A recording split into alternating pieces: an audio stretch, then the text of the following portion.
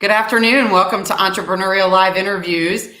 I created the interview series because there's a reason, that some people just decide to jump into the entrepreneurial ring and take the bull by the horns. They want to they see a need in the world for either a product, a service, an activity, a widget, a thing, and they just decide they're going to take care of it and jump out and make the world a better place by doing that. And so the purpose of doing the interviews that we've been doing for the past several months is because I've got to meet some really incredible people that have done some amazing things that you just wouldn't even think of. And I want to be able to share their journeys with you because I want you to understand that the entrepreneurial journey isn't some magic little bubble that people live in and blessings just happen. Absolutely. It's the opposite of that in most cases. Just because somebody thinks it's a great idea to start something doesn't mean it magically always works. So what we're doing today is I'm going to introduce you to a lady that I met very recently who is a powerhouse. When she talks to you, you guys are going to be so surprised at all of the things she's accomplished and so many things that she's been involved in. And I just can't wait to share her with you. So Megan, thank you so much for being with me today. Connie, my pleasure. Truly my pleasure being here with you and your guests. Excellent. Well, I am so excited to share your story. So first, I'd like you really just to tell us who you are. Who is Megan? Talk to us about where you came from, what you're what's taken you through that path, and where you are now. What exactly you are doing. Well, my story is long, Connie, maybe longer than most, but I will begin in the beginning. I'm a New York girl and deep in the heart of Texas. So I grew up on Long Island outside of New York City. My dad was an entrepreneur. So that's my DNA. I was exposed to that type of mindset, and it just was a normal, natural thing. He was an adventurer, and so was my mother as well. But he was much more overt in his adventurism. And but going, into New York City was always an adventure. He created it he was not a wealthy guy. He was a young man with 4 children and his own dream, goal, and aspiration. And so with that said, I just want to share a little bit about him because it really is a key to so many things. My father was the son of an Italian immigrant. And my grandfather came, Alberto DiMartino, came to the States at 16 by himself. Wow. With a family from this small village in Italy. And he, again, long line of adventures. And he came to New York City. And he worked at a hotel in the barber shop. Wasn't a barber, but he grew into that. And so a wealthy man liked him and invested in and brought him out to Long Island so he could have his personal barber. Wow. And so my dad and his brothers helped their dad in the barbershop, and it evolved into a salon as well. So now in the 30s-ish, my dad was working in the shop, as he called it, and my grandfather was doing perming. Well, if you've ever had a perm, rolling a perm, there are end wraps to protect the ends. But back in the old days, they used cloth to wrap the ends. And you might have seen those like spaceship type apparatus that created the perms in museums today. Well, anyhow, fast forward to after the Second World War, when my father was in the Air Force, got a job with a large paper company, and in sales, and one of the products he sold was wet strength tissue. And for underbedding in hospitals primarily. And he said, I bet this would work for perming. He cut it up and brought it to salons in the New York City area and said, try this. And by this point, they were not using cloth. They were using non-woven material, which they were reusing. So not only not sanitary, it was expensive. Mm-hmm. So the product itself. So this was 1/10 the cost and it's disposable, so very sanitary. Mm-hmm. So us children were packing end papers in our basement. So I was probably about 4 or 5, and we had a sweatshop. But the reason I share this story, for many reasons, there's a lot of points in this story, but did he set out to say, I'm going to create end wraps? He saw that opportunity. Yeah. He saw that opportunity. Yeah. I was reading something recently that someone was interviewing billionaires with a B. And they said, is it your passion or is it the opportunity?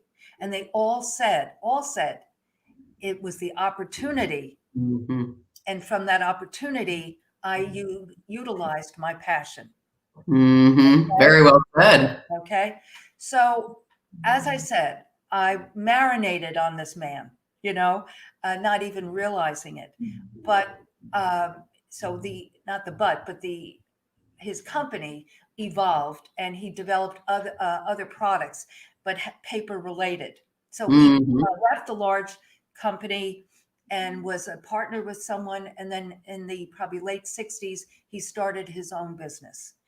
NRAPS being the foundation, but he had developed dental and medical laboratory paper related type products. Anyway, enough of my father. But the point is that he always evolved. Mm-hmm. Okay? Taking that foundation and evolving. Now, I'm a female, and my goals, dreams, and desires we're always in that creative vein.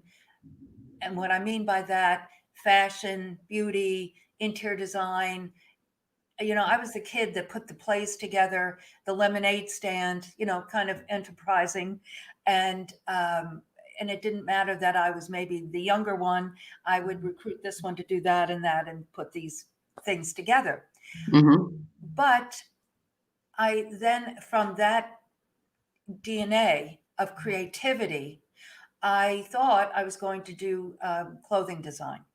And I went to college for fashion merchandising and design.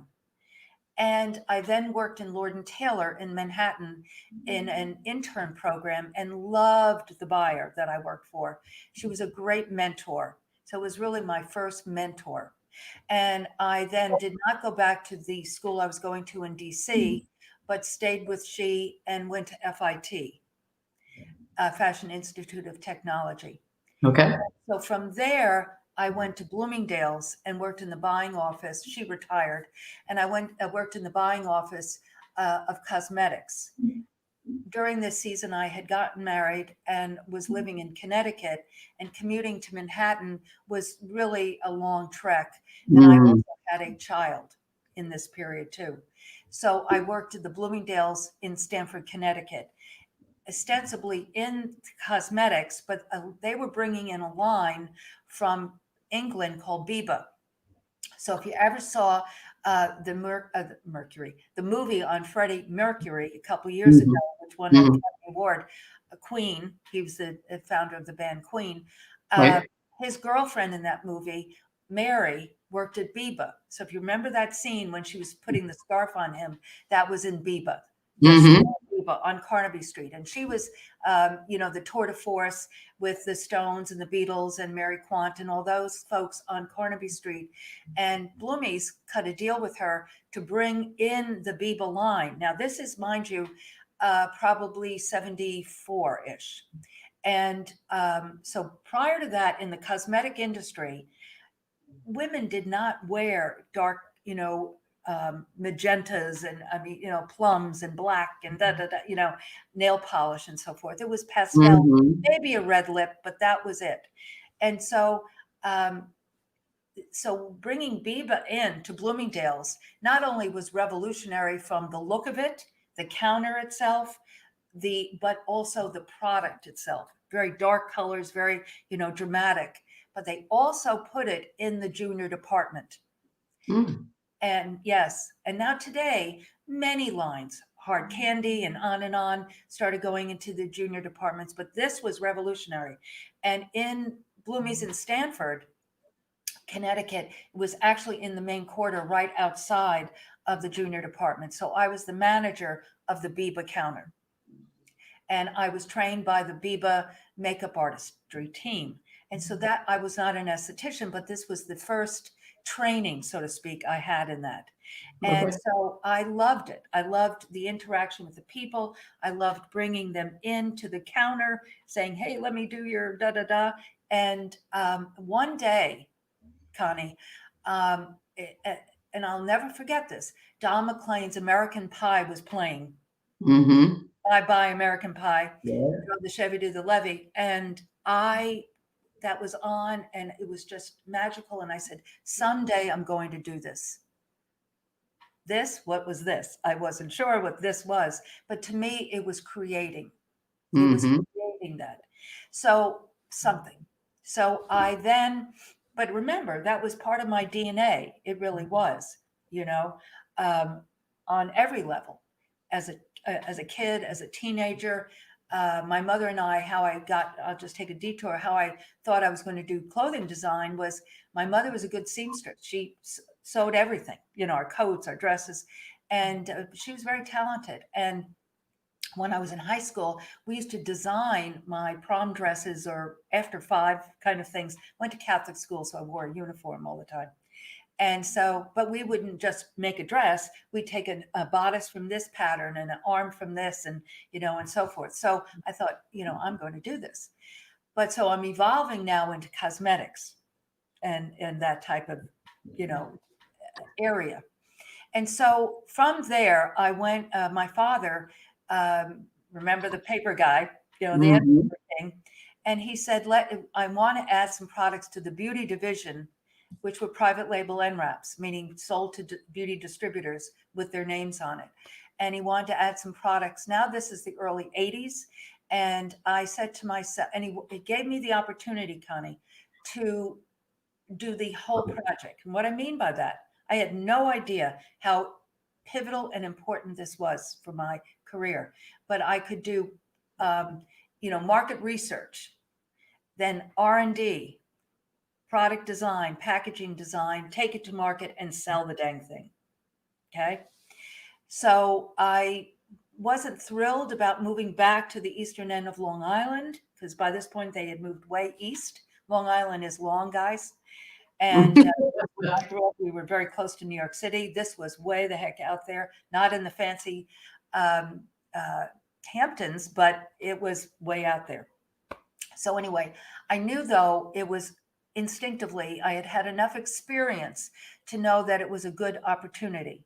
So, but I moved my family out there and from Connecticut and worked with them. And I put together the original nail towel, very long story, I'm not going to go into it, but for the nail industry. So this is the 80s and acrylic nails were beginning to happen. Okay. There were no such thing as a nail tech. It was a cosmetologist that did hair, could do a facial, and could do a manicure. Okay. I mean, a lot has changed in the quote unquote beauty industry, salon, spa, medical spa since the early 80s. Right. Tremendously, because there was no such thing as a nail salon, but there was no such thing as a nail tech.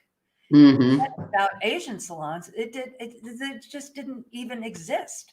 Right. But I'm going to give you a little kind of inside view. All original nail companies started from dentistry. Creative Nail, who created Solar Nails, Dr. Nordstrom was a dentist because acrylic nails were from bonding teeth, powder and acrylics. Wow. Have had nails put on. So that is where it came from. So I ended up going into salons in the New York City area, tri-state area, Long Island as well, and asking them what did they need in reference to paper. It had to be paper. And so the manager or owner would say these people, meaning their stylists, were destroying their towels, their terry towels, because they were building those nail beds and that stuff would harden and destroy the towel. Right. So we developed the first disposable nail towel for the nail industry. Wow. That was in 1983, took it to market, meaning did all, like I said to you, R&D, put it together. So that was my first creation. I worked with them through the 80s and in the late 80s. Now, remember what I said that day in Bloomies, someday I'm going to create. So by this point, I said, it's time to do my own thing.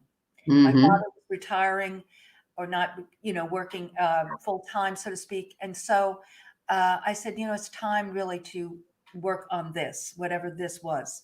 And so during that same season, I was approached by Alcon Laboratories in Fort Worth, Texas. to interview for a position of national sales and marketing director for a division that they were just beginning. They had bought a small lab that had essentially hair products that were like a Nioxin or a Rogaine for hair, scalp, and thinning hair, and so forth. And so I flew down to Texas. I had gone to Texas many times in business because I was doing national sales for my family's business. But and I always liked coming to Texas. You know, it's a unique state. You know, that Wild West kind of thing, and very unique, very independent. And so I decided to take that job, not just for the opportunity potentially to work with very sophisticated chemists, because Alcon is a publicly traded company owned by Nestle, and it manufactures products for the ophthalmologist and the dermatologist.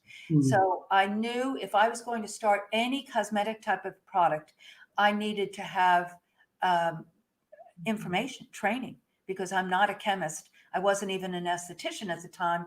I had sales and marketing background. Right. So I took that job, one, as the adventure, and moving to Texas. It was a good time in my children's lives as well, meaning where they were in age as well as myself. And so I moved in 1987 to Fort Worth, Texas. Wow. Wow. Big life change. Big life change. But I also knew that if I were to not stay with them forever, that if I stayed in Texas, I liked it that much that I could see it. It's in the center of the country, you know, from a travel position, DFW, very easy to get in and out of. There were things about good cost of living. You know, there were things that were attractive to me. So I made that life decision. So I was with them for about 5 years, and then I left them in 1991 and started working on my first brand, Glycolique. And Glycolique was the original result-oriented, medical grade, pharmaceutical grade skincare products sold in the salon arena, the very first. Because again, like I said about the nail industry, there was no such thing as a spa. Zero. Yes, Georgette Klinger, Red Door, Elizabeth Arden resorts, yes, but not what we know and see today. Did not exist. Now we're in the early 90s. I launched Glycolique in 92. So it was based on glycolic acid from the alpha hydroxy family of chemical exfoliants. And I launched a simple, safe, synergistic system that is still going strong today. I have re-engineered it 3 times. First inception in 92, and then re-engineered in 97, and launched Novita Spa Clinicals. Novita means new birth, new life, always something new. And I did that because I didn't want to just hang my hat on glycolic acid. I wanted to be able to broaden the dynamic of it and the opportunity for, you know, new ingredients that were now happening, such as antioxidants, vitamin C, ascorbic acid, and on and on and on. So I rebranded it, so to speak, in 97, broadened the line. And then in 2013, I re-engineered the line again, the Novita Spa line again, and it is a clean line. It's paraben-free, lauryl sulfate-free. It's always been fragrance-free, gluten-free, nut-free, made in the United States, always has been that, but it is a clean line. All the propyl's not in it, da-da-da-da-da. So I re-engineer or add ingredients when it is appropriate. And so not only did I take things out, but I added very sophisticated peptide chains and other ingredients that were very timely, so to speak. Meaning if the science was there, I would research it and see if it worked and fit in the line. And so from 92 through the 2006-07, I sold these products through wholesale beauty distributors. But in 2005, I pivoted again and moved from Fort Worth, Texas to Austin, Texas area, and started my first spa or First, it was not a spa. It was a 1-room studio, me, because now I'm an esthetician. And in Georgetown, Texas, not knowing one human being, not one human being. Georgetown is 20 miles north of Austin, so it's a bedroom community of Austin. It's right on Interstate 35, which is the main thoroughfare. And I chose to go there versus Austin because it has Sun City, which is an age-restricted community. At that time, 7,000. Now it's 11,000 homes. It's a college community. So and it's very close to Austin. So I chose to go there, and it has a beautiful historic downtown square. So in 2004, as an esthetician, I took a 1-room studio, still lived in Fort Worth, Texas, drove when I wasn't traveling with the distributors and doing trade shows and the like. And then in a latter part of 4, I sold my home in Fort Worth and moved lock, stock, and barrel to Georgetown, Texas. In 5, I'm then evolved it to on the square in about 1,000 square feet. And then in 2009, 2007 rather, I took a larger empty space on the Georgetown Square, about 4,000 square feet. You walked in the front door, saw the back door. I totally, what you see on the internet, I restored this building and created this Novita spa on the square, which then evolved to a medical spa in 13 when we added medical. It did a name change, so to speak, Novita Spa and Medical Rejuvenation Clinic. And so constantly evolving. Mm-hmm. Then we all know what happened in 2020. I've been through personal pandemics and personal tsunamis and personal major challenges, but I've never been told to lock my door. Yeah. Never. But I knew in my spirit that I was not to go dark, and I didn't. Every day I got dressed, did my morning routine, got dressed, and went down to the spa. The week before, I brought in a large, because I saw the handwriting on the wall, as we all did.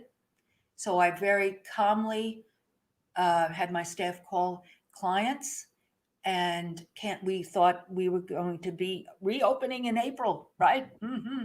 And so we put them on, a spreadsheet, told them we'll be back to them. And so we canceled over 100 appointments from, March 23rd through April 15th. And I started to say, brought in a large order from my warehouse in Dallas, so I would have product there. And so curbside to as long as FedEx was open, I was open. Right. So I was there every day to answer those calls, internet, we have a shopping cart on our website. And so I shipped and sold almost as much in April as I did in the whole month of March by not going dark. Mm-hmm. I also started a live that I do on Fridays called Unique Leaders Live, which is now a podcast on iTunes and other platforms. And also I had been doing lives for many years, but Mm-hmm. I was doing it Motivation Monday, and I've since changed it to Teach, Motivate, and Inspire. But on Fridays, I have guests on. And so I do 2 lives, the Monday, Teach, Motivate, and Inspire, which is also a podcast, as well as the Unique Leaders Live. And as I said, I knew I was not to go dark. I mean, I could spend a lot of time on how and why of that, but we don't have the time.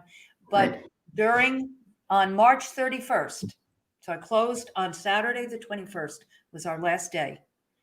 On the 31st, which was a Tuesday, this man knocked on the door. I thought he wanted to buy something. I opened the door. I just finished doing a live with my staff. I kept them engaged. I wanted to keep their morale up. We did what I called the pop-up shop. Sarah doing eyelashes in her bathroom and Gigi doing peel, but people were enjoying it. I could see that engagement. Well, I had just finished and I was about to leave, and this gentleman knocked on my door. I opened the door of the spa.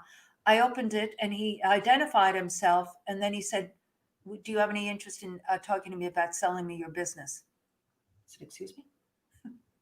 So I was like, well, 6 feet apart, you sit on that bench, I'll sit on this bench, in the boutique. And we discussed it, Connie. And what I said to this man was, yes, I'm interested in exploring, but not to sell the trade name, not to sell the product line, not to sell the website. And that was fine to him because he had different plans. He wanted the location, he wanted the goodwill, he wanted the database, and the expensive equipment and the finish out. So we negotiated and closed. We reopened May 18th, and we did the close on June 2nd. So in the middle of a pandemic, kids, by not going dark, by staying focused, this evolution happened. Fantastic. Fantastic. Well, gosh, Megan, I have so many questions I wanted to ask you, but I appreciate all of your information, and the details of your story are so imperative to the whole project that we're trying to do. Tying in your father and your grandfather's story is enormous. I mean, I think when you first started, I wasn't really sure, because when we talked off air, I didn't know that part of your story. And how pivotal is that? I mean, the pieces of your father seeing the paper and making that into the perma ends, roller ends, that is just an enormous, incredible story. So inspirational. But what I love, I think the most part I love the most about the beginning of your story is the whole opportunity leading to, exuding your passion once you do talk, once you jump into that opportunity. Because when I first started, that's exactly what we talk about is people don't just go, oh, I have a passion about cleaning cars and I'm just going to run and clean a car. No, it's something showed up. Somebody came to your door, something, an opportunity became available, and then you could do what you love so much inside of that. So when we're talking about that, you had plenty of different opportunities, but tell us your passion, Megan. Tell us what your piece is. Well, it's interesting. My purpose is to help people build and identify their own dreams, goals, and desires, and build teams to help others. And I realized that back in the 20s, my 20s, when I was doing work, actually became a Tupperware manager. That's a whole other story. But the point is, I identified that, and that was very important because, but my passion is to create. Because if I wasn't creating, now I was reading a book about a story about someone who was doing styrofoam blowing into the ceiling. Well, he said, well, this was one of the billionaires. And he was like, my passion is not styrofoam, blowing into the ceiling. Styrofoam into the ceiling, right. But it was being able to build that business and structure it and other things he did with that. And so the same difference is that I knew as a little kid, as I was redecorating my bedroom, every week, that I had to create. But what I saw, to answer the opportunity, was when I created that nail towel, and I was able to interface with those companies, OPI. I mean, I knew George Schaefer very well, and private labeled that towel for OPI, for Creative Nail, other companies. When I did that, Connie, and you might remember this, but anyone who was old enough to be going to salons in the 90s, they started, when they added nail services, they started calling themselves full service salons. And when I saw that, back to Biba, when I saw that, I saw the opportunity, because I was born in 1950. I'm smack dab in the middle of the baby boomer generation. So I know what I'm interested in. Meaning there was nothing on the market other than Estee Lauder's night repair that had any guts to it, any activity to it. It was all very European-y, this skin type and that, and very emollient driven. And so I saw that opportunity, you see, to bring to the market result-oriented skincare. But I saw it through the eyes of seeing the spa industry evolve. Well, and the other thing that I love about your story is that you're not afraid to jump in. I mean, somebody would say, oh, okay, I see this opportunity, but I don't see how to get from here to there. And I just don't think I can do that. It's just not my wheelhouse. But because of your family of opportunists who figured things out as they saw things, then, you know, I mean, your grandfather working in a hotel, in the barbershop, not really a barber, and now he's running a barbershop, and, you know, and you and your mom and, you know, and all of the things that you've gone through, you very seriously come from a line and a education of, you know, it doesn't matter if you don't know how to do it, we're going to figure that out, but the opportunity is there. So let's do the research and figure out how we're going to do it and not talk ourselves out of it because we just don't know the answer. So Megan, this is just an honor to talk to you. And I'm not sure if you guys noticed, but as Megan's talking, this lady is not in her 50s. She's not in her 30s. She's not in her 20s trying to figure these things out. She's been doing this stuff for a little while, and she's absolutely a gorgeous lady who has an amazing amount of energy, and continues to evolve. So I give you I'm in awe of your business acumen, but not only that, your self-worth, and you're looking at the big picture and saying, I'm not going to give up when the government shuts us down, and I'm not going to change my life, and I'm going to continue to learn how to do this, and I'm going to pick my family up and move from Connecticut to Texas. And, you know, I mean, you're just an incredible lady that I'm just blessed to be able to have gotten to meet. Megan, give us your go-to piece of advice. What's your thing that when you run into a snag, or you just, you know, can't see your way around it, but somehow you do, you ground yourself by remembering what's that piece? Prayer, quiet, that still small voice. You know, I used to say, and this is like the timeline of time, like you said, I used to say, listen for his voice. God still speaks. He'd fax you if he could back in the day. But I could, again, go on and on about points of this, but it is imperative to be quiet, to listen, to just listen for that small voice, because the mistakes I've made are trying to fit square pegs in round holes and not taking that time to listen.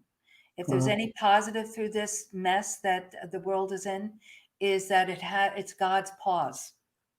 It's, you know, it's that pause. And it is, if we take advantage of this, we will see opportunities through this. Yeah. So it would be, I could go on and on, Connie, you know, and I could talk more from a business position. We do need to start. Take that small step. The second and third step will be revealed to you. Yeah. But you have to get off your couch. You have to take that step. I wrote a book last year, and it was published in December, and it went to #1 on Amazon in 3 categories, January 4th, which happens to be my mother's birthday. And the title is Hope and Possibilities Just Over the Horizon. That was Ray's line, Over the Horizon. My dad is Ray DiMartino. Hope and Possibilities Just Over the Horizon. But the subtitle is It's Never Too Early or Too Late to Create the Life of Your Dreams. Never, never, never, never. Yeah, I love it. I love it. Well, so as we wind up, I just wanted to add a couple of things because, you know, I know there's going to be so many people that want to reach out to you, want to ask questions, want to know how to find you, want to know how to, I did put the title of your book in our comments, but if you could give me some contact information for you, so if anybody wants to reach out to you and just, you know, really pick your brain of wisdom. I mean, there's so much in there. Well, I've made it very easy. MeganDiMartino.com is my one website. And then, of course, the NovitaSpa.com, which I mentioned earlier. And they are linked together. But the book is free.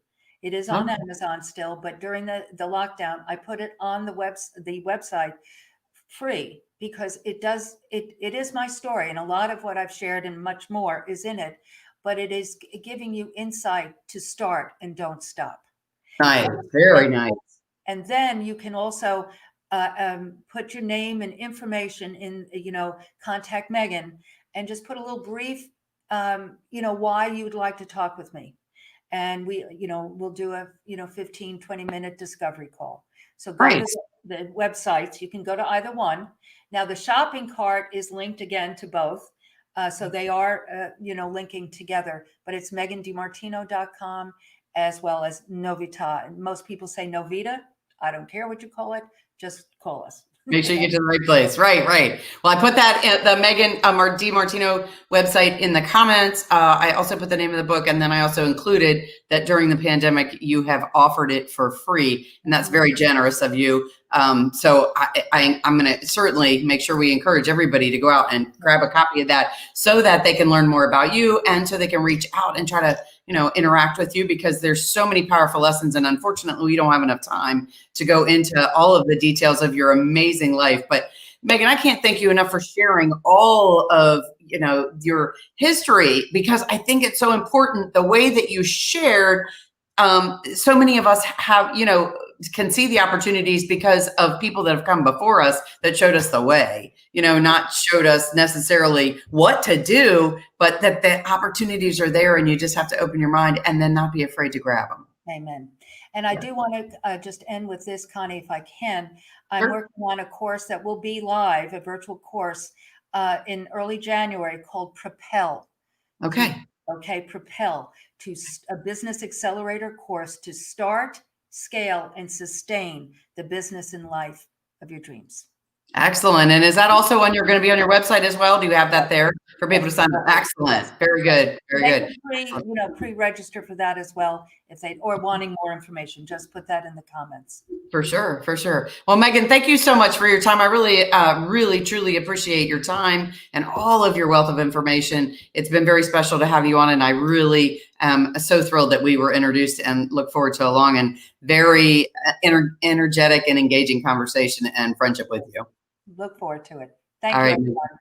Thank you, everybody. And again, I put in the comments the contact information for Megan. Also, we've been live on Facebook and YouTube. We're going to go back and share that information also on LinkedIn. So anyone who didn't get a chance to see it, Megan will have the link to be able to share the broadcast with everybody on our website and all of her social channels. And we'll also be including it on LinkedIn, so you can look there. And if you want more information about how to get on an interview or look at previous interviews or go back and watch Megan's, you can also link on my website, ConnieFuchsa.com, where you can actually see all the previous interviews. And then we can talk about your expertise and how we can share that a little bit better, which is what I do for you. So I hope you guys are having a fantastic day. Stay healthy and happy out there. I hope you all enjoy your Christmas. I hope it's absolutely magical. And again, Megan, thank you so much for your time today.